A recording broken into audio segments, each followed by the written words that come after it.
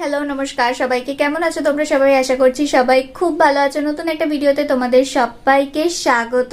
আজকে একটু সকাল সকালে উঠে পড়েছি, কারণ পড়তে যাওয়া আছে। সকাল বলতে এখন ওই 9:30 মতো বেজে গেছে।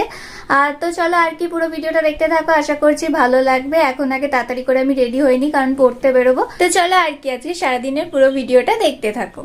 যেহেতু সকালবেলা পড়তে যাওয়া ছিল, তাই তাড়াতাড়ি করে রেডি সেডি হয়ে চলে এসেছিলাম রান্নাঘরে দেখতে যে মা কি টিফিন করেছে। আর দেখলাম চাউমিন। না চাউমিন দেখেই তো মনটা আমার খুবই খুশি হয়ে গেল। আমি মাকে বললাম তাড়াতাড়ি করে আমাকে চাউমিনটা দিয়েই দাও, কারণ খেয়ে নিয়ে আবার পড়তে বেরোতে হবে সেই জন্য। তবে ছোটবেলার রবিবারটা না একদমই অন্যরকম ছিল। ছোটবেলার রবিবার মানে ছিল পড়াশোনার ছুটি, আর ঘুম থেকে উঠেই ছিল কার্টুন দেখা, ঠাকুমার ঝুলি, নন্টে ফন্টে, পাণ্ডব গোয়েন্দা, আরো যা যা কার্টুন হতো তখন সকালবেলা। আর এখন তো মনে হয় এইসব কার্টুন হয়ই না। সত্যি ছোটবেলাটা বড্ড বেশি ভালো ছিল।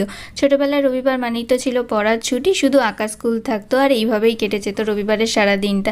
যাই হোক, তো এখন বড় হয়ে যাওয়ার পর মনে হয় বারবার যে ছোটবেলাটাই বেশি ভালো ছিল।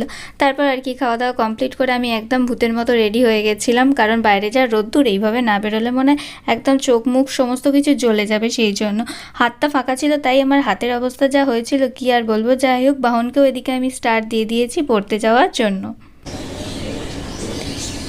2000 years later.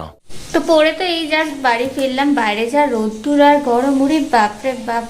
এরকম ভাবে না বেরোলে তো মনে হয় মুখ চোখ জ্বলেই যেত। হাতটা ফাঁকা ছিল, তাই মনে হচ্ছে হাতটা পুরো একদম জ্বলে যাচ্ছে।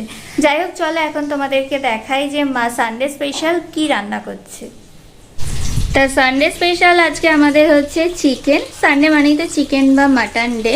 তো আমাদের আজকে হচ্ছে ড্রাই চিলি, তারই সমস্ত কিছু প্রিপারেশন আর কি হচ্ছে এখানে।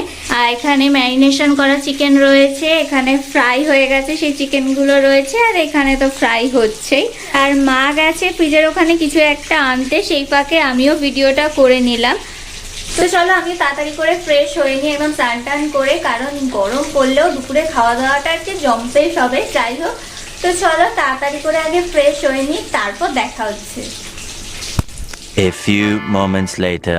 তো এদিকে আমার স্নান টান করা একদম কমপ্লিট হয়ে গেছে। আর তোমরা তো তখন দেখলেই যে মা ড্রাই চিলি করছিল, তখন জাস্ট ফ্রাই হয়েছিল আর কিছুটা ফ্রাই হচ্ছিল। চলো এবার ওর ফাইনাল রেজাল্টটা দেখাই। আর ড্রাই চিলি তো শুধু খাবো না, ড্রাই চিলির সাথে আর কি হয়েছে চলো সেটাও তোমাদেরকে দেখাই। তো এই যে এটাতে আছে ড্রাই চিলি, আর এই হলো ড্রাই চিলির ফাইনাল লুক। ও জাস্ট দারুণ হয়েছে, আমি তো আর ওয়েট করতেই পারছি না।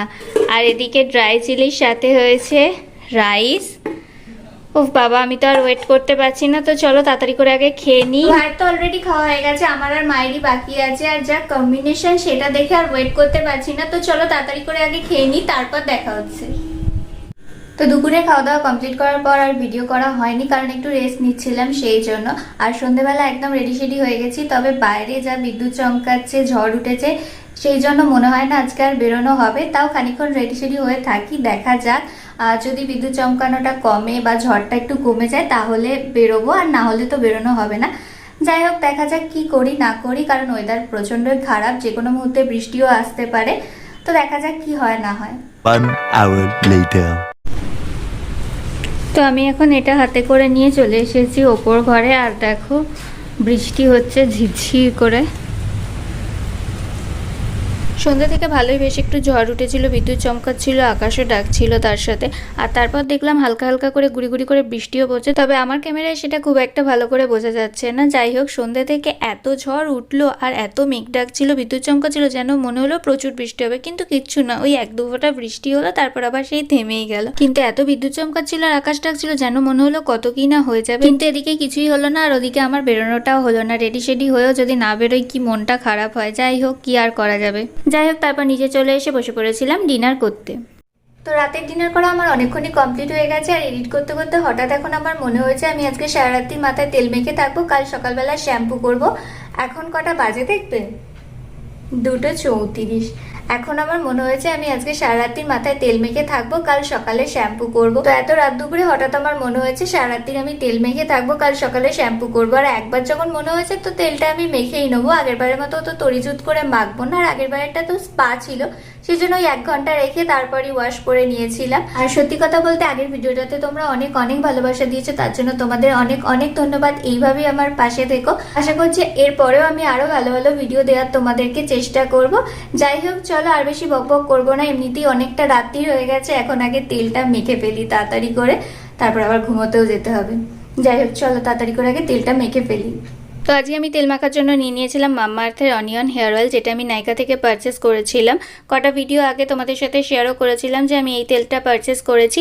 এটা এর আগে আমি কোনোদিন ইউজ করিনি, এটা ফার্স্ট টাইম ইউজ করছি। রিভিউ তো দেখলাম বেশ ভালো, তবে যতক্ষণ না নিজে ইউজ করছি ততক্ষণ তো বোঝা যাবে না যে তেলটা কেমন।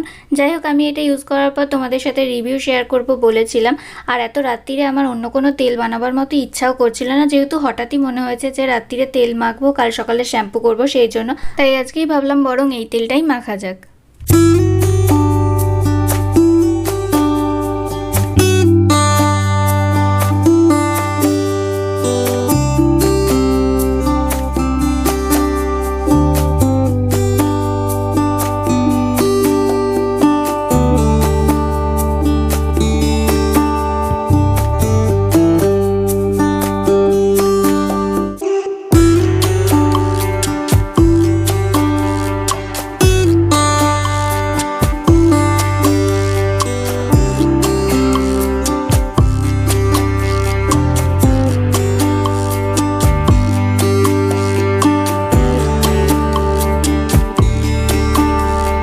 তো যাই হোক রাত দুপুরের ইচ্ছাটা পূরণ হয়ে গেছে, রাত্রিরে তেল মাখা কমপ্লিট। আর এই যে এখন ওই 2:59 বাজে, প্রায় 3টেই। তো চলো আর কি, ভিডিওটা এই পর্যন্তই। যদি ভালো লেগে থাকে তাহলে অবশ্যই একটা লাইক, কমেন্ট, শেয়ার অ্যান্ড চ্যানেলটা সাবস্ক্রাইব করে এবং ফেসবুক থেকে দেখলে পেজটা ফলো করে দিও। দেখা হচ্ছে অন্য একটা নতুন ভিডিওর সাথে, ততক্ষণের জন্য টাটা।